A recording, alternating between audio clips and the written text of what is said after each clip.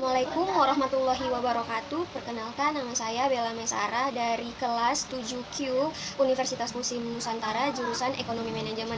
Nah, di sini saya ingin menjelaskan tentang pengambilan suatu keputusan. Nah, banyak hal yang kita lakukan tanpa kita sadari, kita itu salah dalam mengambil keputusan gitu kan. Kita itu dalam mengambil keputusan, kita harus butuh pertimbangan yang cukup, baru analisis yang tepat dalam mengambil suatu keputusan. Bahkan pun udah kita analisis, sudah kita gambarkan, sudah kita verifikasi, malah kita memilih jalan yang salah, memilih keputusan yang salah. Maka dari itu saya mau memberi langkah-langkah dalam mengambil keputusan seperti yang saya lihat dari sumber sebelumnya. Nah, yang pertama itu dalam menganalisis situasi. Pertama kita harus analisis situasinya dulu kan. Sebenarnya dalam suatu masalah itu ada berbagai lapisan-lapisan. Nah, di berbagai lapisan-lapisan itu, atau yang bisa disebut dengan lapisan itu, suatu masalah. Nah, suatu masalahnya itu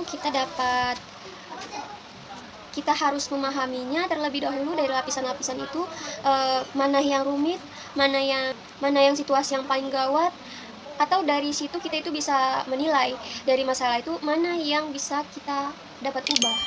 Kemudian dari analisis situasi, nah kita bisa mengambil dari analisis persoalan. Nah, di analisis persoalan, dari persoalan itu kita harus mengetahui yang mana yang menjadi persoalan yang terdapat persimpangan. Nah, dari situ kita bisa memilih apakah ini benar, apakah ini fakta atau bukan.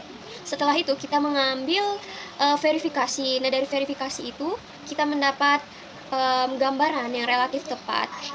Nah, dari situ kita dapat menemukan berbagai jalan atau situasi dalam menyelesaikan suatu masalah. Kita sudah mengumpulkan keputusan-keputusan. Setelah kita mengumpulkan keputusan-keputusan itu, kita memilih mana keputusan yang menunjukkan keberhasilan yang jelas, keberhasilan yang tepat dari sumber daya yang ada. Oleh sebab itu, kita perlu membandingkan setiap kemungkinan dari beberapa keputusan-keputusan yang ditemukan. Dan juga kita harus memberi penilaian dari suatu keputusan itu.